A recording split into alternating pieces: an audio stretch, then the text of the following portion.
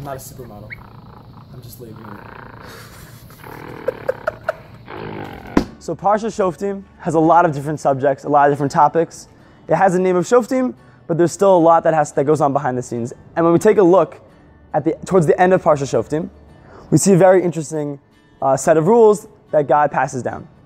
It has to do with war, particularly what you're allowed to do in war and what you're not allowed to do in war.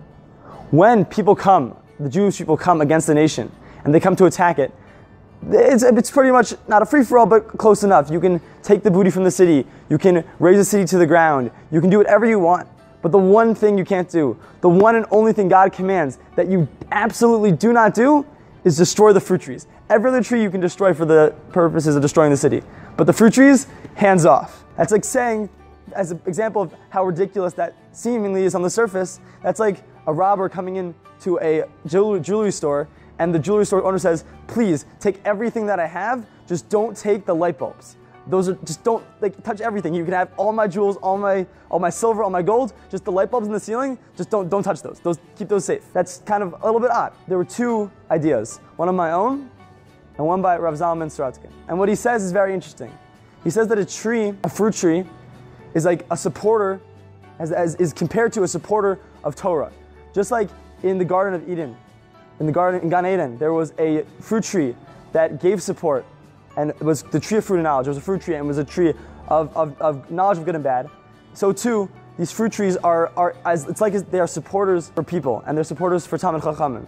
And we can see that by showing respect to these trees, by showing respect to the fruit trees, we can see that you should have the same respect for Talmid Chacham and the people who support him. Another idea I had was that you see it a lot of times, not only in this example of the fruit trees and of the war in Parshat Shoftim, but you also see throughout Shoftim God paying attention to the smallest little details. And this is a really tiny detail. Don't touch the fruit trees. You can do whatever you want. It's a big concept of war and a small detail. Don't touch the fruit trees. And we can see throughout Parshat Shoftim this concept repeats itself. You have this big concept of murder or of treating a Levim the correct way, and the smaller details of how you actually should do that. And this teaches us that what God wants us to do is not just focus on the bigger concepts of fighting a war or of Hachnasas Orchim. God also is telling us, these are the small things that I care about. These are the small things. I'm involved in not just the larger aspects of your life, but I'm also involved in the smaller aspects of your life as well. Have a good Shabbos.